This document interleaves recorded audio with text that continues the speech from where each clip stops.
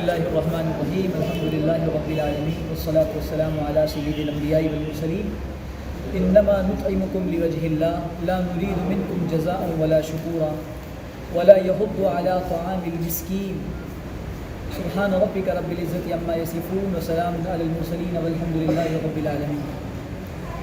اللہ تعالیٰ کا بے انتہا احسان ہے کہ اللہ تعالیٰ نے ہم لوگوں کو انسان بنایا ہے۔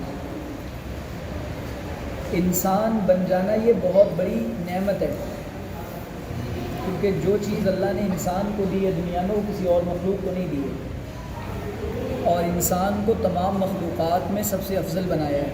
پھر دوسرا انعام اللہ کا یہ ہے کہ اللہ نے ہم سب کو ایمان والا بنایا ہے، کلمہ دیا ہے، اور اس کے بعد اچھا خاصا انسان بنایا ہے۔ بہت ساری نعمتیں اللہ کی ہم لوگوں پر۔ انسانی معاشرے کو چلانے کے لیے اللہ نے دنیا میں دو طرح کے لوگ بنا دیے، ایک کے پاس بہت سارے وسائل اور ضرورت کی چیزیں، اور ایک طبقے کے پاس وسائل اور ضرورت کی چیزیں نہیں ہیں۔ لیکن اللہ تعالیٰ نے اصل میں ان انسانوں کو جن کو وسائل اور سورسز اور چیزیں اور نعمتیں دی ہیں، اللہ کہتے ہیں کہ ہم تم کو آزماتے ہیں، لَنَبْلُوكُمْ بِالشَّرِّ وَالْخَيْرِ فِتْنَةً، آزمائش میں ڈالتے ہیں اس طرح سے کہ اچھی چیز دیتے ہیں تو بھی آزمائش ہے، نعمتیں دیتے ہیں تو بھی آزمائش ہے، اور نعمتیں لیتے ہیں تو بھی آزمائش ہے۔ بھلائی کا مل جانا بھی آزمائش اور امتحان ہے، اور برائی کا آ جانا بھی امتحان اور آزمائش ہے۔ تو اگر اللہ تعالیٰ نے جن لوگوں کو دنیا میں نعمتیں دی ہیں، یہ اصل میں زیادہ امتحان ان کا ہے۔ امتحان یہ ہے کہ انسان صرف یہ گوشت کا، خون کا، ہڈیوں کا سانچے کا نام نہیں ہے، انسان ہے درد رکھنے والے کا نام۔ انسان ہے جس کے دل کے اندر پتھر کا سل نہ ہو، جس کے سینے میں پتھر کا سل نہ ہو، بلکہ وہ انسانوں کے لیے دھڑکتا ہوا دل ہو۔ تو یہ جو دل ہے نا، یہ اللہ تعالیٰ نے درد دل کے لیے پیدا کیا ہے انسان کو۔ اسی لیے کسی نے کہا ہے کہ درد دل کے واسطے پیدا کیا انسان کو۔ پرویز بھائی سے میرا پرانا تعلق ہے، میں تو بہت چھوٹا ہوں، ان کی بہت شفقتیں ہیں مجھ پر، بہت بڑے بڑے لوگ ہیں ماشاءاللہ عمرہ میں تو بہت چھوٹا ہوں، چھوٹوں میں بھی چھوٹا ہوں۔ یہ 7 سال سے تقریباً مجھے بلاتے ہیں، جو میرا طالب علمی کا زمانہ تھا تب سے میری حوصلہ افزائی کرتے ہیں۔ میری کتنی بھی مشغولیت ہو، مصروفیت ہو، میں منع نہیں کر سکتا ان کو، کبھی منع نہیں کر سکتا۔ وجہ اس کی یہ ہے کہ ایک آدمی جو انسانوں کی فکر کر رہا ہے، اس کو فائدہ پہنچانے کی فکر کر رہا ہے۔ اللہ کے رسول صلی اللہ علیہ وسلم نے فرمایا کہ خیر الناس من ينفع الناس، لوگوں میں سب سے بہترین انسان وہ ہے جو لوگوں کو نفع پہنچاتا ہے، بھلائی پہنچاتا ہے۔ اور آپ نے فرمایا کہ تمام مخلوقات، الخلق عیال اللہ، یہ اللہ کا کنبہ ہے، خاندان ہے۔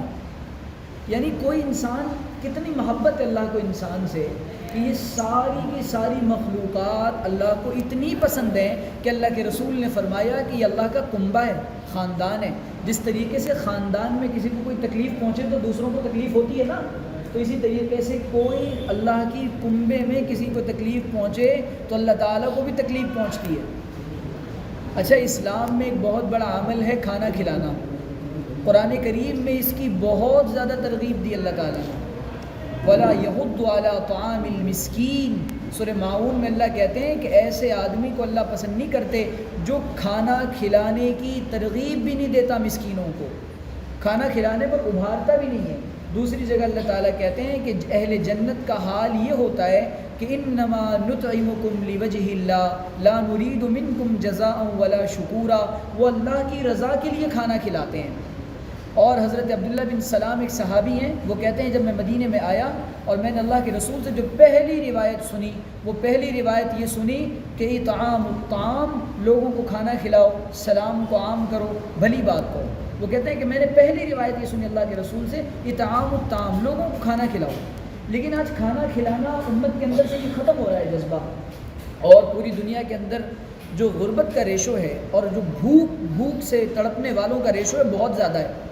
اصل میں ہم اس سوسائٹی اور سماج اور معاشرے میں رہتے ہیں کہ ہمیں ہر چیز اچھی نظر آتی ہے، اور چونکہ اپنے بیسک معاملات میں اور بنیادی ضرورتوں میں انسان اس قدر الجھا ہوا ہے کہ اس کو اپنی ضرورتوں کے علاوہ دوسرے کی ضرورت کا خیال نہیں آتا، تو لوگوں کی بھوک کا احساس نہیں ہوتا، لوگوں کی پیاس کا احساس نہیں ہوتا۔ حدیث قدسی ہے جس میں اللہ کے رسول نے فرمایا کہ اللہ تعالیٰ قیامت کے دن بندے سے کہیں گے کہ میں بھوکا تھا، تو نے میری بھوک کو نہیں مٹایا، میں پیاسا تھا تو نے مجھے پانی نہیں پلایا، میں فلاں تھا تو نے یہ نہیں کیا وہ نہیں کیا. ساری باتیں یہ وہ ہیں جو اللہ تعالیٰ کے بندہ پوچھے گا اللہ آپ، کہنے لگا میرا فلاں بندہ فلاں علاقے میں بھوکا تھا تو نے اس کو کھانا نہیں کھلایا، پیاسا تھا پانی نہیں پلایا.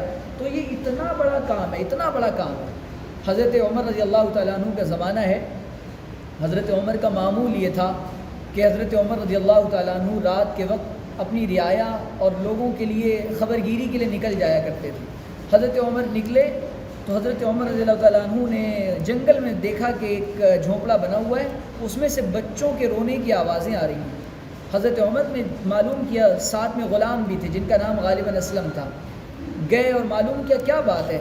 کہنے لگے خلیفہ کا تو عجیب حال ہے، وہ تو خود چین کی نیند سو رہا ہے، میرے بچے یہاں بھوک سے تڑپ رہے ہیں، میرے بچے یہاں بھوک سے تڑپ رہے ہیں. حضرت عمر رضی اللہ تعالیٰ عنہ نے کہا کیا بات ہے. کہنے لگے ان کے پاس ماں نے آگ جلا کر بچوں کو بہلانے کے لیے پانی ڈال رکھا ہے پتیلی کے اندر اور برتن کے اندر کہ بچوں کو یہ آسرا دوں کہ ابھی کھانا پک جائے گا تو پھر کھا لینا.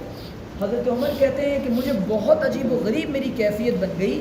اپنے غلام اسلم کو ساتھ لیا اور وہ بچے جو رو رہے تھے، بلک رہے تھے، بھوک سے تڑپ رہے تھے، تو کہنے لگی کہ میرے ساتھ چلو. لے کر گئے اور اس کے بعد حضرت عمر رضی اللہ تعالیٰ عنہ جیسا عظیم آدمی، پوری دنیا میں جس کی حکومت ہے اور پوری دنیا میں جن کا نام ہے، وہ اپنے جب اناج کو حضرت عمر نے اپنے کندھے پر خود اٹھایا تو غلام کہنے لگے کہ حضرت مجھے دے دیجئے میں اٹھا لیتا ہوں. تو حضرت عمر کہنے لگے اسلم قیامت کے دن میرا بوجھ تو نہیں اٹھائے گا، وہ بچے میری وجہ سے تڑپ رہے ہیں، لہٰذا مجھ پر لازم ہے کہ میں ان کی بھوک مٹاؤں. حضرت عمر گئے، آپ نے اس برتن کے اندر خود گھی ڈالا، سامان، روایات میں ان چیزوں کا تذکرہ ہے، سامان ڈالا اور فرماتے ہیں کہ میں تب تک یہاں سے نہیں جاؤں گا جب تک یہ ان بچوں کی بھوک نہ مٹ جائے اور ان بچوں کو جیسے میں نے روتا ہوا دیکھا تھا ان کو میں ہنستا ہوا نہ دیکھ لوں. تو یہ جو درد تھا حضرت ابو بکر صدیق کا زمانہ ہے. حضرت ابو بکر صدیق رضی اللہ تعالیٰ عنہ نے فرمانے لگے کہ جب خلافت کا کام بٹنے لگا، عمر یہ کرے گا، علی یہ کریں گے، عثمان یہ کریں گے، فلاں صحابی یہ کریں گے. حضرت ابو بکر نے دیکھا کہ ایک بوڑھی عورت ہے جس کا مکان ہے اور جو بالکل بیوہ ہے، جس کے نہ آگے کوئی ہے نہ پیچھے کوئی ہے، بالکل لاوارث عورت ہے، جنگل میں دور رہتی ہے. حضرت ابو بکر صدیق رضی اللہ تعالیٰ عنہ کہنے لگے اس نام کو خالی چھوڑ دو، یہاں کسی کا نام نہ لکھو. تو لوگوں نے حضرت پھر کیا اللہ دیکھے گا. اور روایات میں آتا ہے کہ حضرت ابو بکر صدیق رضی اللہ تعالیٰ عنہ روزانہ رات کو جاتے تھے، دروازہ کھٹکھٹاتے تھے فجر سے پہلے، کون آیا ہے؟ بوڑھی کہتی کون آیا ہے؟ کہ اماں خادم آیا ہے. اچھا، دروازہ کھولتی، حضرت ابو بکر جاتے، کھانا بناتے، اس عورت کو، بوڑھی اماں کو کھلاتے اور چلے آتے. حضرت عمر کو بڑی حیرانی ہوئی، کیا بات ہے، یہ کون ہے جو اس طرح رات میں جاتا ہے؟ اور رات میں جانے کے بعد یہ آدمی، یہ حضرت عمر کہنے لگے کہ میں نے ایک دن اپنے آپ کو چھپایا کپڑے سے اور اس کے بعد جا کر میں جھاڑیوں کے پیچھے چھپ گیا کہ دیکھوں آتا کون ہے. تو حضرت ابو بکر صدیق رضی اللہ تعالیٰ عنہ گھر سے باہر نکلے، حضرت عمر نے پیچھے سے پکڑ لیا اور جب چہرہ دیکھا تو حضرت عمر فرمانے لگے واللہ ابو بکر کے علاوہ یہ کام کوئی نہیں کر سکتا تھا، اور یہ بھی فرمایا کہ ابو بکر سے آگے عمر نہیں جا سکتا. تو یہ وہ نیکیاں تھیں جس میں صحابہ ایک دوسرے سے آگے بڑھ رہے تھے. یہ صحابہ کے اندر اللہ کے رسول نے سیرت کا جو پہلا پیغام تھا وہ یہ تھا کہ مخلوق کا درد ڈال دیا تھا، آپ نے انسانیت کا درد پیدا کر دیا تھا. تو یہ وہی کام ہے. اچھا، اس سے پوری انسانیت کو ایک پلیٹ فارم پہ جمع کیا جا سکتا ہے. اس سے دنیا میں چاہے وہ خدا کا ماننے والا ہو یا نہ ہو، چاہے وہ نبی کا ماننے والا ہو یا نہ ہو، انسان ہو، انسانیت کی بنیادوں پر خدمت خلق ایسا کام ہے جو سب کو جوڑ دیتا ہے. یہاں رنگ و نسل کی کوئی قید نہیں، یہاں زبان، بیان، لہجے، طرز کی کوئی قید نہیں، یہاں غریب امیر کی کوئی قید نہیں، یہاں کسی مزاج کی کوئی قید نہیں. ہر طرح کا بندہ آئے گا اور سب کے لیے دل بڑا کر کے سب کو ساتھ لے کر چلنا پڑتا ہے. تو بھائی یہ کام بہت اچھا ہے اور اس کام کو ثواب سمجھ کر، اللہ کی رضا کے لیے سنت سمجھ کر اور دین کا اہم کام سمجھ کر کریں تو یہ بھی عبادت بن جائے گا انشاءاللہ. تو ماشاءاللہ پرویز بھائی وہ کام کرتے رہتے ہیں جو کوئی نہیں کرتا. میں تو 7 سال میں ان کی وہ ایکٹیویٹیز دیکھ رہا ہوں کہ اللہ تعالیٰ اصل میں اپنے بعض بندوں کا ایسے انتخاب کرتا ہے جن سے وہ عجیب و غریب طرح کے کام لیتا ہے جو اور لوگوں کے بس کی بات نہیں ہوتی ہے. تو یہ صرف ہوتا ہے فکر کی بنیاد پر، طلب کی بنیاد پر، اور بندہ ایک کھڑا ہوتا ہے، ہم جیسے ہزاروں خادم ان کے ساتھ کھڑے ہو جاتے ہیں، کم از کم کچھ نہیں تو دعاؤں میں حصہ ہو جاتا ہے. تو بھائی آپ تو ایک تو ان کا ساتھ دیں جو بھی یہ کام کریں. ان کے لیے دعائیں کریں، اور جب بھی ان کو جیسے بھی تعاون کی ضرورت پڑے آپ لوگ اس میں خوب تعاون کریں۔ اللہ تعالیٰ سے دعا ہے کہ اللہ تعالیٰ اس ٹوٹی پھوٹی محنت کو ہم سب کے لیے قبول فرما لے۔ دعا کریں۔ الحمدللہ رب العالمین والصلاة والسلام علی سید الانبیاء والمرسلین، ربنا آتنا فی الدنیا حسنۃ وفی الآخرۃ حسنۃ وقنا عذاب النار، ربنا ظلمنا انفسنا وان لم تغفر لنا وترحمنا لنکونن من الخاسرین، اللهم انا نسألک الہدی والتقی والعفاف والغنی، اللهم انا نعوذ بک من النار۔ اے اللہ ہم آپ کے عاجز اور مسکین بندے، اے اللہ بوڑھے جوان بندے معصوم بچوں کے ساتھ، اے اللہ آپ کے دربار میں جمعہ کے دن جمعہ کے بعد آپ کے دربار میں مسجد میں بیٹھے ہوئے ہیں، اے اللہ ہاتھ پھیلا کر بیٹھے ہوئے ہیں۔ اے اللہ ہم جانتے ہیں کہ ہم نے آپ کو بہت ناراض کیا ہے، اے روٹھے ہوئے اللہ ہم سے راضی ہو جائیے، اے روٹھے ہوئے اللہ ہم سے راضی ہو جائیے، اے کرم کرنے والے اللہ ہم نے آپ کو بہت ناراض کیا ہے، ہم سے راضی ہو جائیے۔ اے اللہ دنیا میں آپ نے بھیجا ہے، ہمیں انسانیت کا درد عطا فرما دیجیے،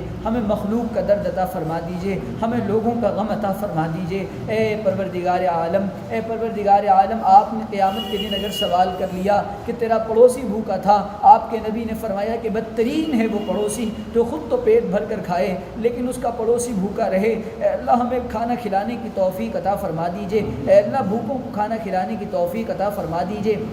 اے اللہ اپنی رضا کے لیے یہ کام کروا دیجیے۔ اے اللہ آپ نے شروع کروایا ہے، آپ اس کو قیامت تک جاری و ساری رکھیے، قیامت تک جاری و ساری رکھیے۔ اے اللہ اس علاقے میں دین کو زندہ فرما دیجیے، اس مسجد کو دین کے پھیلنے کا ذریعہ بنا دیجیے۔ اے اللہ ہمارے پرویز بھائی ایک ایک کام بڑے عجیب و غریب لاتے رہتے ہیں، اللہ ان کے دل میں آپ نے درد عطا فرمایا، اسباب و وسائل بھی آپ پیدا فرما دیجیے، اچھے اور مخلص افراد اور عملہ نصیب فرما دیجیے۔ اے اللہ تمام طرح کے شرور و فتن سے سب کی حفاظت فرما دیجیے، اس کام کی حفاظت فرما دیجیے۔ جن چیزوں کی ضرورت ہے اللہ ان تمام چیزوں کو اللہ آپ اپنے غیب سے پورا فرما دیجیے۔ اے اللہ اس کام کو خوب قبول فرما لیجیے، اس کی برکتیں ہم سب کو نصیب فرما دیجیے۔ اے اللہ اس بستی میں دین کو زندہ فرما دیجیے، اے اللہ یہاں کی خواتین میں دین کو زندہ فرما دیجیے، عورتوں بچوں میں دین کو زندہ فرما دیجیے، اس مسجد کو ہدایت کا ذریعہ بنا دیجیے۔ اے اللہ ایمان کی حفاظت فرما دیجیے۔ اے اللہ آج مسلمان بڑے عجیب و غریب عالم میں پوری دنیا میں پریشان ہیں، اللہ ہمارے مصر کی فلسطین کی حفاظت فرما دیجیے،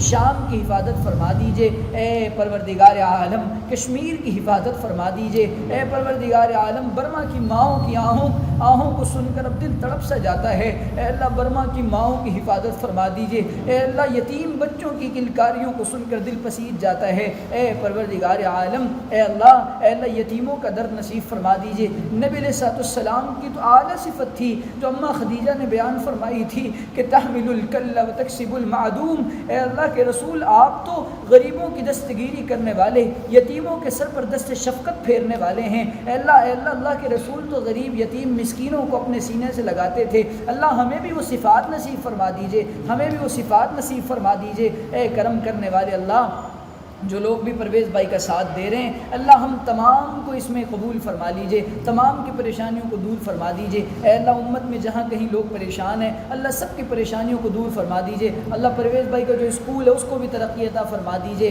اے اللہ جو سننے اور سمجھنے سے معذور بچے ان کے پاس پڑھتے ہیں سننے بولنے سے اللہ ان کی حفاظت فرما دیجئے۔ اللہ بڑا عظیم کام ہے، بہت پیارا کام ہے، آپ کے نبی نے تو خدمت سکھائی تھی، اللہ ہمیں بھی خدمت کی بنیادوں پر اکٹھا فرما دیجئے۔ اللہ فرقہ واریت کا خاتمہ فرما دیجئے، اللہ فرقہ واریت کا خاتمہ فرما دیجئے، ساری امت کو ایک کر دیجئے، اللہ ساری امت کو ایک کر دیجئے، اللہ ساری امت میں اتحاد نصیب فرما دیجئے۔ اے اللہ ہمیں مانگنا بھی نہیں آتا، مانگنے کا سلیقہ عطا فرما دیجئے۔